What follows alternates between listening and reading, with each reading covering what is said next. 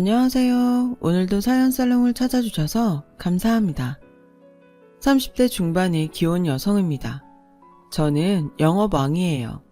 보통 많이 알고 계시는 영업왕은 대부분 보험 쪽이겠지만 저는 다른 분야 영업왕이에요.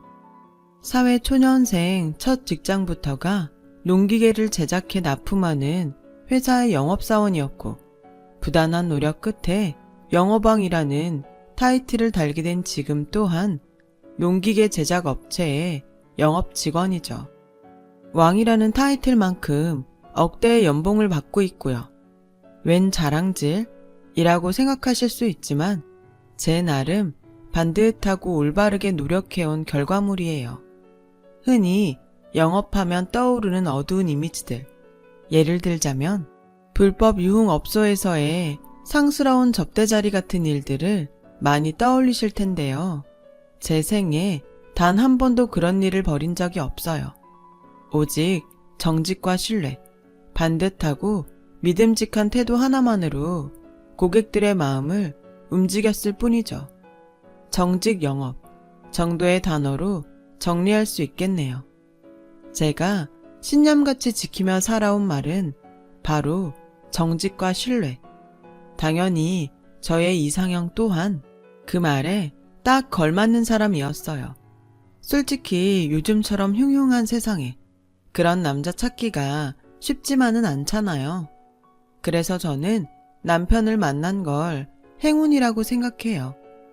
영업사원으로 승승장구하던 어느 날, 제 눈에 띈 남자는 두터운 인품으로 모든 이의 칭찬을 듣는 귀인이었거든요. 저희는 첫눈에 서로를 알아보았죠. 그렇게 저희는 일과 사랑, 모두를 놓치지 않는 연애 시절을 보내려고 노력하며 결혼 준비를 시작했어요. 상견례 날, 시아버지를 처음 마주한 저는 시아버지에게도 홀딱 반해버렸어요. 시아버지는 농기계 제작 공장을 경영하고 있는 사업가였어요. 남편은 그 회사에서 생산 라인을 총괄하는 임원이었고요. 그런데 며느리가 될 저는 동종 업계이자 경쟁 농기계 제작 업체에 근무하는 영업왕이었던 거죠. 며느리가 시댁과 대립해야 하는 직장에 다니고 있다는 사실이 솔직히 대한민국 정서상 쉬운 일이 아니잖아요. 시댁 어른이자 사업가가 된 입장에서도 경쟁업체의 영업직원을 며느리로 들인다고 하면 겸사겸사 며느리를 자신의 회사 영업사원으로 빼돌릴 법도 한데 시아버지는 전혀 그런 욕심 없이 청렴결백한 분이었어요. 이야기 많이 들었단다. 며느리 될 아이가 아니어도 솔직히 모를래야 모를 수가 없지. 동종업계에서 워낙에 유명한 사람이니 말이야. 솔직히 말씀드리자면 저는 그래서 이 결혼이 조금 걱정스러워요. 걱정? 저는 저대로 지금 다니는 직장이 젊은 시절부터 근무한 곳이라 애정도 많고 소중해요. 그런데 아버님과 남편의 회사가 경쟁업체잖아요. 그래서 어떻게 해야 할지 모르겠어요. 너의 직장을 버리고 우리 회사로 옮기라는 말이 나올까봐 그게 걱정스럽다는 이야기구나. 여러 가지로요. 아버님 입장에서도 걱정이 많으실 거잖아요. 한 식구가 되다 보면 아무래도 사업상 기밀 같은 걸 공유해야 될 수밖에 없는데 그런 며느리가 하필이면 경쟁업체 직원이라서요. 지금 제 직장에서도 그렇고 아버님 회사에서도 그렇고 이래저래 속 시끄러운 이야기에 시선들에 참 많이 불편하실 테고요. 그렇구나. 충분히 이해한단다. 아무렴 당연한 걱정일 테지. 외람되지만 그게 제 솔직한 심정이에요. 남편을 좋아하지만 가족 모두가 소란에 휩싸이는 건 원치 않습니다. 그래서 어떻게 해야 할지도 모르겠고요. 그런 걱정이라면 전혀 하지 않아도 된단다. 내 벌써 회사 사람들에게 얘기해 두었어. 경쟁업체 영업왕을 며느리로 들인다고 해서 겸사겸사 스카우트까지 하지는 않을 예정이니 뒤에서 괜히 엄한 말들 꺼내고 그러지들 말라고. 아버님, 내 생각은 이렇단다. 며느리이기 이전에 너도 하나의 인간이니만큼 너의 삶 또한 중요하다고 생각해. 그러니 경쟁업체가 시댁이 된다고 해서 꼭 우리 회사로 이직해야 한다는 부담 같은 건 갖지 않아도 좋아. 그저 너 좋을 대로, 너 행복할 대로 마음껏 선택하면 돼. 나머지는 내가 시아버지로서 든든한 바람막이가 되어줄 테니. 제가 어떤 선택을 하든 사랑으로 품어주시겠다던 시아버지. 어쩜 그렇게 멋질 수가 있을까요? 바다가 아무리 넓다고 한들 시아버지의 마음만큼 넓기는 할까요? 시아버지 품성에 홀딱 반해버린 저는 이 결혼에 확신을 가졌어요. 동시에 한 가지를 결심했죠. 시아버지의 회사 영업사원으로 이직을 하겠다는 결심이었죠. 그런 저의 뜻을 들은 시아버지는 몇 번이나 저를 만류했어요. 남편과 당신 때문이라면 굳이 그렇게 하지 않아도 좋다. 경쟁업체에 다니더라도 당신은 변함없는 사랑을 베풀 것이다. 하면서요. 저는 저의 행복을 위해 최선을 다해 일해왔고 앞으로도 그럴 예정입니다. 그리고 제 평생 가장 행복할 자리는 남편과 아버님 곁인 것 같네요. 부족한 며느리이자 직원이 되지 않도록 노력할게요.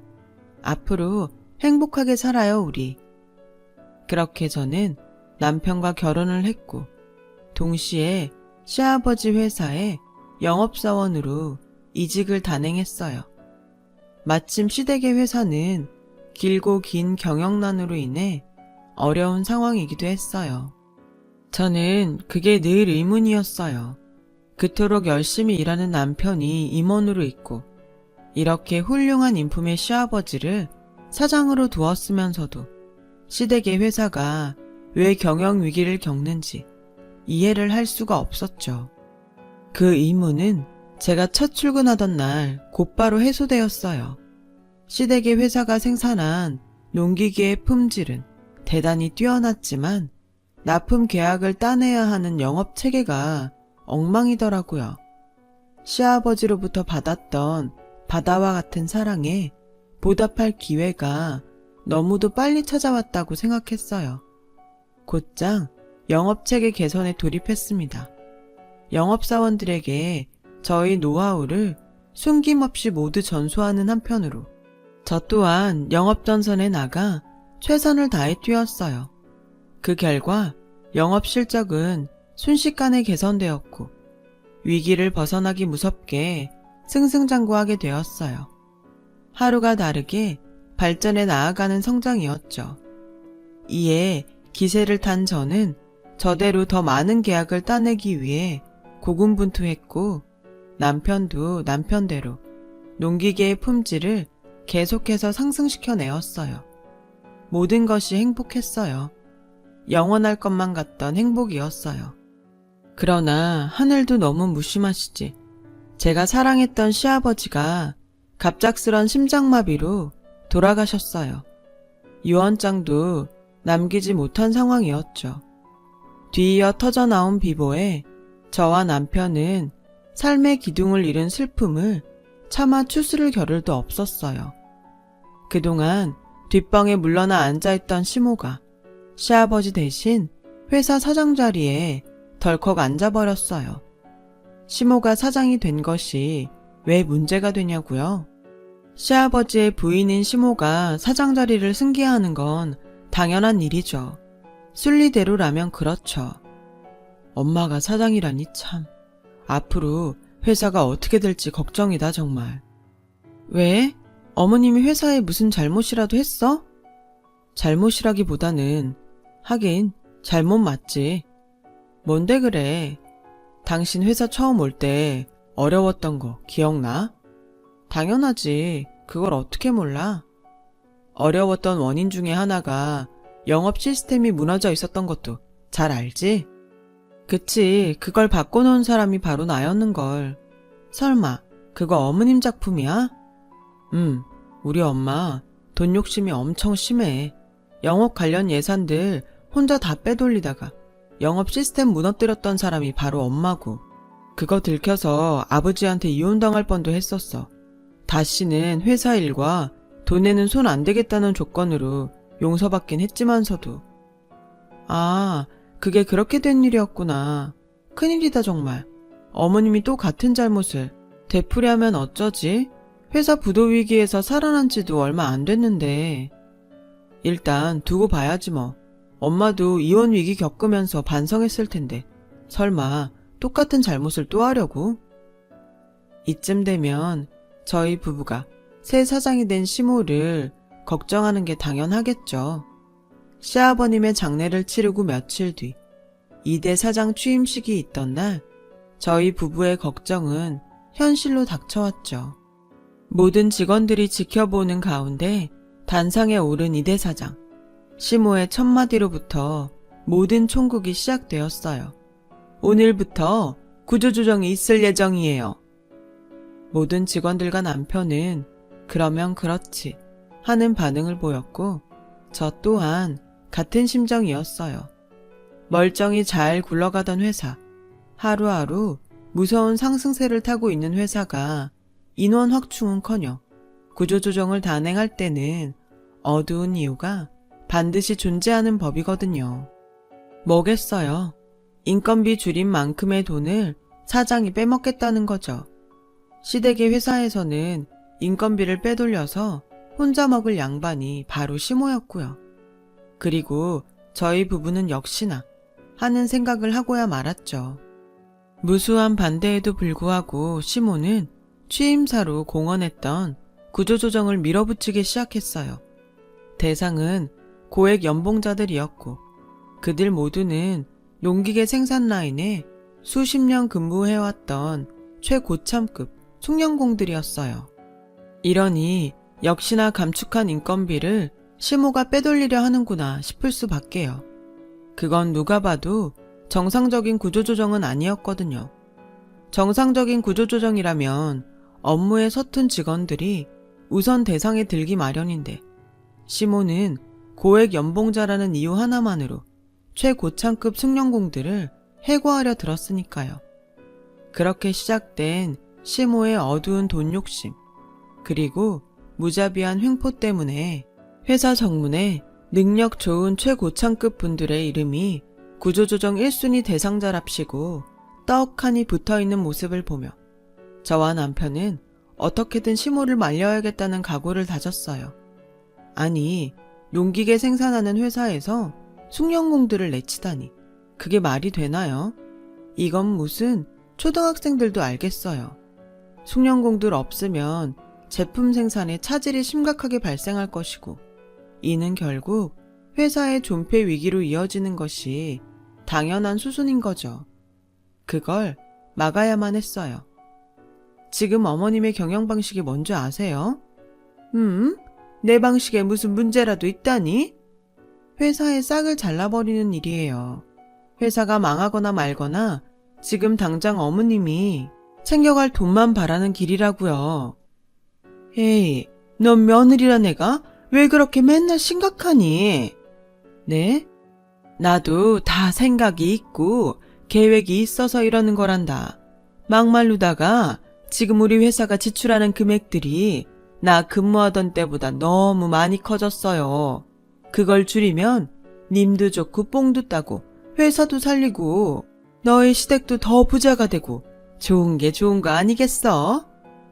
어머님 근무하던 때보다 회사가 훨씬 잘 나가니까 지출이 커진 거죠. 발주량과 생산 규모는 몇 배는 뛰었으니까 거기에 소요되는 비용도 당연히 커지는 거라고요. 그런 것들까지 하나하나 다 아끼고 그렇게 해야 대기업 되는 법이에요. 넌 뭐든 혼자 다 하는 것처럼 얘기하는데 나도 뭐 그렇게 무능한 사장 아니다. 회사 일도 나름 해봤고. 저만의 생각이 아니라 아범 생각도 똑같아요. 오히려 아범 걱정이 저보다 훨씬 크죠. 최고참급 숙련공이 없으면 생산 라인이 안 돌아간다고 얼마나 걱정하는데요. 생산 라인이 안 돌아간다는 얘기는 제품을 생산할 수 없다는 얘기고 그럼 우리 회사는 뭐 팔아서 유지해요. 그런 생각은 안 해보셨어요? 암튼 넌 며느리라는 애가 시어머니 앞에서 잔소리는 아주. 알았어. 다 알았다니까는. 찬찬히 다시 잘 고민해 볼게. 됐지? 찬찬히 잘 고민해 보이는 개뿔이. 사람이 이렇게 무능하고 탐욕스러울 줄이야. 저에게 다시 잘 고민해 보겠다 대답하고 돌아선 시모는 바로 다음 날에 전격적으로 구조조정을 단행해 버렸어요. 당연히 회사에는 망조가 들었고 불량품이 속출하면서 어마어마한 금액의 거래 취소 통보와 반품 세례가 이어졌죠. 그 와중에도 시모는 희희낙낙이었죠. 돈을 뒤쪽으로 이미 빼돌리고 있었으니까요. 언제 회사가 망할지도 모르고 남아있는 직원들마저 언제 어떤 이유로 내쳐질지 모르는 불안한 상황이었어요. 풍전등화와도 같은 그 위기 속에서도 저와 남편만큼은 모든 직원들의 지지를 받았어요. 남편이 초보자 생산공들을 다잡아가며 생산 라인을 꾸역꾸역 유지한 탓에 그나마 회사가 당장 문을 닫는 일까지는 발생하지 않았죠. 그리고 제가 영업왕이잖아요. 쥐어 짜내가며 어떻게든 새 납품 계약을 따낸 덕분에 어쩌면 회사가 위기를 극복할 수 있을지도 모르겠다는 희망마저 들었어요. 하지만 고참 선배를 잃어버린 초보자 생산공들 입장에서는 정말 어쩔 수 없는 제품 불량이 계속 발생했고, 그러는 통에 제가 새로 따온 납품 계약마저 어그러지길 일쑤였죠. 결국 오래지 않아 회사는 부도 위기를 맞이하고야 말았어요. 그런데 어머님, 동남아 출장 다녀오신다더니 카지노 들렀다 왔어요? 딱 하룻밤 다녀왔다 얘. 딱 하룻밤. 진짜 어쩌려고 이러세요? 회사 꼴 안 보이세요? 너무 도끼눈 뜨고 그러지 말렴. 합법적인 관광 카지노였고 정말 소박하게 구경이나 다녀왔을 뿐이야. 합법적인 관광 카지노요? 그래요. 합법 인정. 근데 하룻밤에 10억을 태우는 게 어머님한테는 소박한 구경인가요? 그 정도는 뭐 용돈 정도 쓴 셈 치면 그만이지. 하룻밤에 10억이 용돈이라고요? 요즘 회사 사정이 어떻고 어머님한테 정당하게 돌아가는 사업 수익이 얼만지 제가 뻔히 다 아는데 10억이 용돈이라고요? 그까짓 영업 좀 한답시고 연봉 1억도 넘게 받아가는 너도 있는데 뭐. 그 연봉 1억은요. 제가 최선을 다해 일한 정당한 대가고요. 그리고 지금처럼 회사 계속 어려우면 자진해서 연봉 삭감할 생각까지 하고 있었거든요. 제가 그러는 동안 어머님은 회사 돈 뒤로 빼돌려서 축낸 것 말고 한 일이 뭐가 있나요? 어머님이 사장이잖아요. 회사가 그렇게나 어려워? 아, 정말 몰라서 묻는 말이세요? 정말로 몰랐지 나는. 가만히 있어 보자. 그래도 내가 명색이 사장인데 회사 망하게 내버려 둘 수는 없고.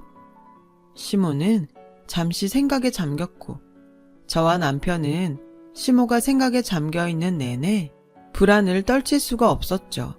탐욕이 끝이 없는 데다가 대책 없이 무능하기까지 한 시모가 내놓을 방안이라는 것이 그래봤자 황당하기 짝이 없는 방법일 테니까요. 그리고 역시나 생산 라인에 들어가는 원자재비 있잖니? 그걸 싼 걸로 바꿔서 아껴보면 어때? 시모의 그 말이 딱 끝나는 순간 제 옆에서 한숨만 퍽퍽 쉬고 있던 남편이 대뜸 화를 내더군요. 원자재비를 줄여? 그럼 원자재 품질을 줄이는 수밖에 없겠네.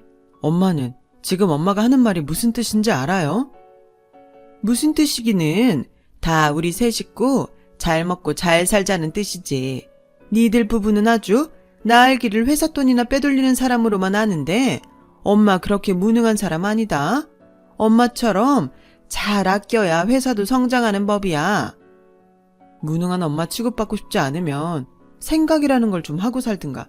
가뜩이나 엄마가 고참 숭늉공들 다 내쫓은 바람에 제품 불량률이 치솟고 있는데 걷다가 대고 생산 라인에 들어가는 원자재 품질까지 줄이자고? 그거 그냥 우리 망하자는 소리밖에 더 돼? 거래처들이 그렇게까지 예민해? 원자재 품질 줄인 것까지 바로 눈치챌 만큼? 농기계가 뭐 기름 넣고 잘 돌아가기만 하면 다 똑같은 농기계 아닌가? 아, 됐다. 내가 엄마랑 무슨 얘기를 더 한다고. 대신 이거 하나만 분명히 알아둬요. 원자재 품질 줄이기만 해. 그땐 나도 가만 안 있어 진짜.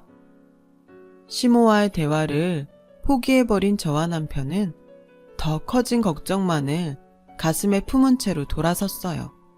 그런데 이놈의 탐욕스럽고 무능한 시모는 자식 내외가 회사 걱정을 하거나 말거나 희희낙낙이더라고요.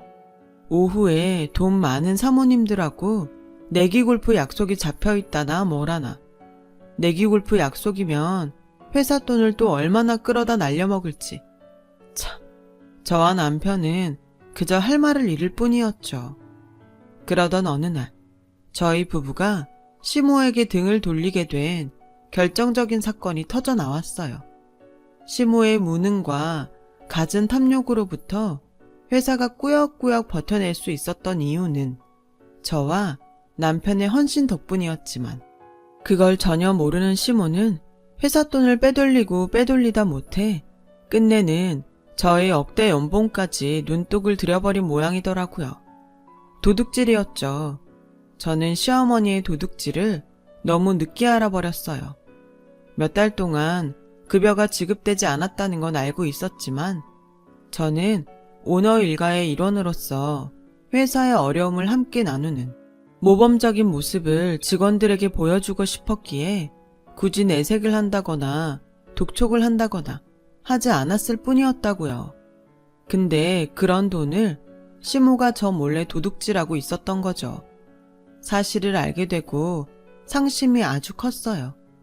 시모가 도둑질해 간 그 돈은 그냥 돈이 아니라 무너져가는 회사를 위한 저희 헌신과 마음 그 자체였거든요. 결국 회사를 향한 마음마저 도둑질 당해버린 꼴이 되어버린 이상 더 참을 수가 없었어요. 며느리의 급여까지 도둑질하는데 남아있는 직원들의 급여에 손대지 않으리라는 법 또 없잖아요. 더더욱 참아서는 안 되는 일이었죠. 어디까지 망가질 생각이세요?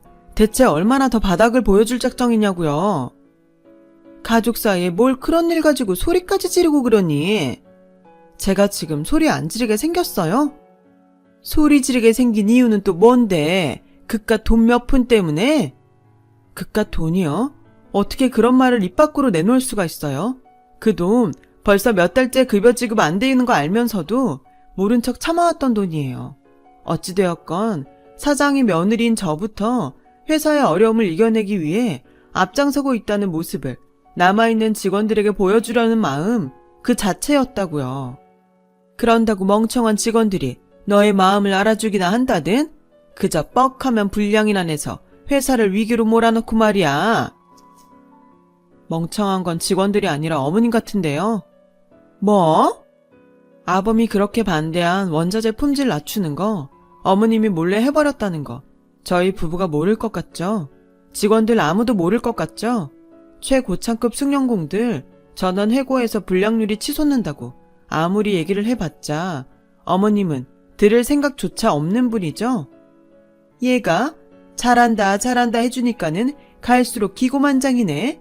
시어머니한테 그따위로 말하는 법은 어디서 배웠어? 어른한테 버릇없이? 그렇게 굴었다가는 몰매 맞는다는 얘기는 못 들어본 모양이지? 몰매는 어머님이 직원들한테 맞을 상황 아닌가요? 반란나긴 직전인 거 진짜 모르겠어요? 이것이 말하는 꼬라지가 작고?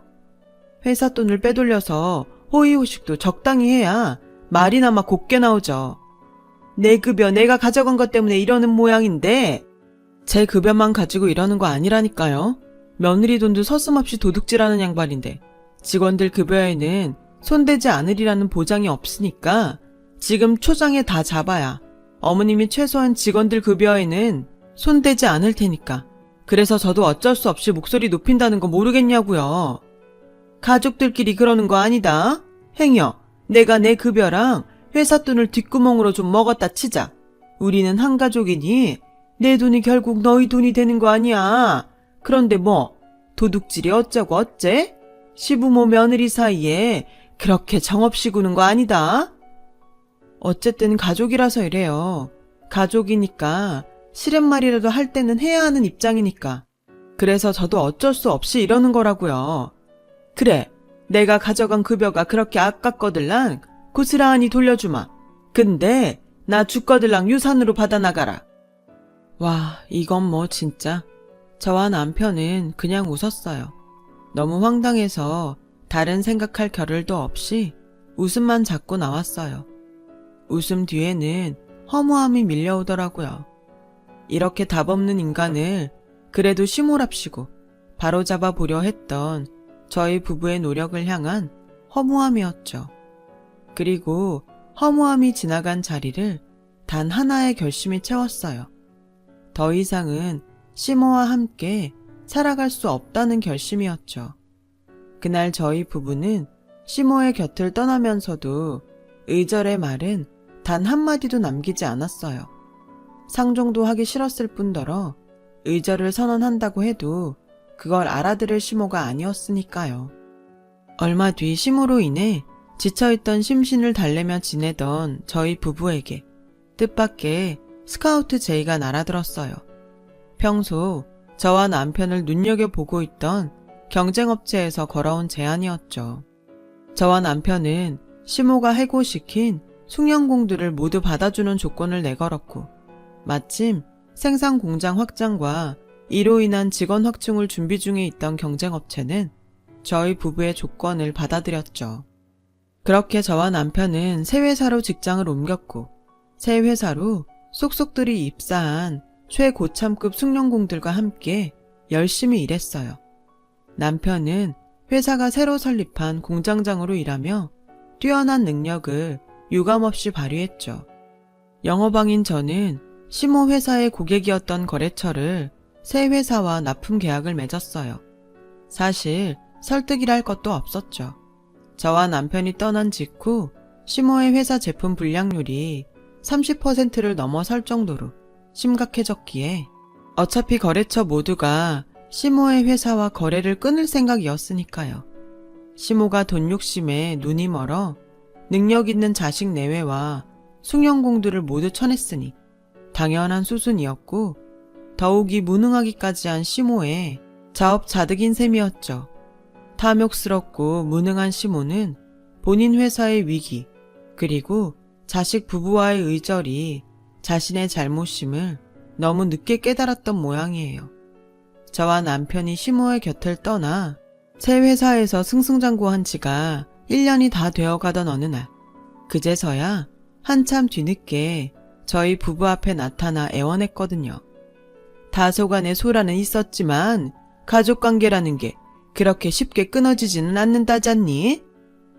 글쎄요. 저희는 최선을 다했지만 그걸 뿌리친 건 어머님 쪽으로 알고 있는데요.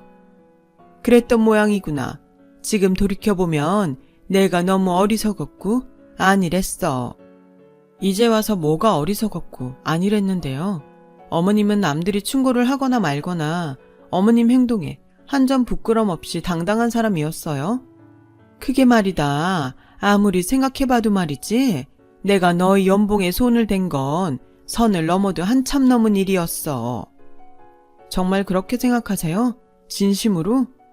그럼 진심이고 말고 내가 가져간 너의 연봉을 나 죽은 다음에 유상겸 돌려주기는 하되 이자까지 다 쳐서 주겠다는 말을 깜빡했지 뭐니. 사실 그 이자라는 말이 제일 중요한 핵심이었는데 말이다. 그렇지? 맙소사, 이자라니요? 이자까지 쳐준다는 말을 깜빡한 게 잘못이라니요. 만약 뭐가 문제였는지를 진정 깨달았다면 저희 부부 앞에 와서 이자 어쩌고 하는 소리를 짓거리지는 못했겠죠. 결국 또 한 번 황당함에 빠진 저희 부부는 냉소적인 반응을 보였고 그러자 시모는 애가 탄 모양인지 아주 울먹이며 읍소를 하더군요. 그래도 내가 남편 모친이고 시어머니인데 이대로 교도소에 보낼 거니? 그러면 너희 마음인들 편하겠어? 교도소는 또 왜요?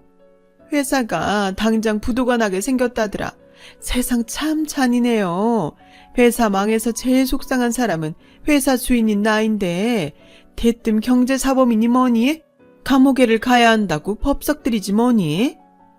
당연히 그렇겠죠. 회사가 망하면서 위반된 계약들도 많을 거고 회사가 망하는 이유도 어머님이 회사 돈을 멋대로 빼돌렸기 때문일 테고 그거 다 불법이니까. 그래서 내가 이렇게 찾아왔잖니. 백지장도 맞들면 낫다는 말이 있는데 나에게 기회를 한 번쯤 줄 수도 있는 법이잖아. 꺽꺽 울어대며 호소하는 시모를 마주하며 저와 남편은 한참을 생각에 잠겼고 이내 저는 시모의 호소에 대한 답변을 내어놓았어요. 백지장도 맞들면 낫다는 말이 이럴 때 쓰는 말은 아닌 것 같고요. 일단 알겠습니다. 어머님 회사로 돌아와서 일해달라는 얘기잖아요. 그래야 회사 부도도 막을 수 있고 그래야 어머님도 경제사범으로 교도소 들어가는 일은 없을 테니까. 그치 내 말이 그 말이야.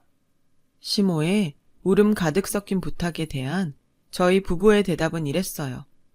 네, 알겠어요. 다만 다만 조건이 하나 있어요. 뭐든 말해보렴. 교도소 신세 면하게 해준다는데 내가 뭔 조건인들을 못 들어주겠니? 어머님이 도둑질한 제 연봉을 나중에 유산 삼아 돌려받으라고 했었죠? 저희 부부의 조건도 똑같아요. 나중에 어머님 돌아가신 다음에 그때 가서 회사로 돌아가도록 하죠. 못 받은 연봉도 유산으로 돌려받고 또 겸사겸사 저승길 노잣돈 쥐어드리는 셈 치면서요. 물론 그때까지 어머님의 회사가 멀쩡히 남아있을 리가 없겠지만 사실상 거절의 말이었죠. 시모가 저의 역대 연봉을 도둑질해가면서 늘어놓았던 황당한 말, 도둑맞은 연봉은 유산으로 받아가라고 했던 황당한 그 말을 거꾸로 받아치면서요. 시모와의 사건으로부터 몇 해가 지난 지금은 저와 남편은 옮겼던 그 회사와 함께 승승장구해서 무척 잘 나가고 있어요. 남편은 훌쩍 성장시킨 새 회사에서 공장 2개의 공장장 업무를 성실하게 수행하고 있고 저는 새 회사에서 계속 근무하면서 업계 최고 영업왕을 이룬 덕분에 억대 연봉에 3배로 뛰었죠. 그만큼의 연봉을 지불하고도 아깝지 않을 만큼 제가 성사시키는 납품의 계약은 어마어마하거든요. 반면에 시모는 요즘 회사를 쫄딱 말아먹어버린 탓에 알거지 신세예요. 자재비 대금들을 지불하지 못했고 어음들 또한 전혀 막지 못한 탓에 경제사범이 되고야 말았어요. 비록 집행유예를 받아 교도소행은 면했다고는 하지만 범죄자는 범죄자일 뿐 누구 하나 시모에게 관심을 주지도 도움을 주지도 않죠. 가족이랍시고 수시로 저와 남편을 찾아와 아직도 빚으로 남아있는 어음 대금을 해결해 달라고 애걸복걸 해대지만요. 아마 저희 부부가 시모를 용서하는 일은 절대로 없지 싶어요. 시모의 모든 추태를 하늘에서 지켜보셨을 시아버님의 뜻도 저희 부부의 생각과 같을 테고요. 길고 복잡한 이야기를 들어주셔서 감사합니다. 들어주신 분들 모두 현명한 부자 되시고요. 행복 가득한 하루 되세요. 여러분, 사연 댓글에 응원과 현명한 조언 부탁드려요. 좋아요와 구독은 저에게 큰 힘이 됩니다. 오늘도 좋은 일 가득하세요.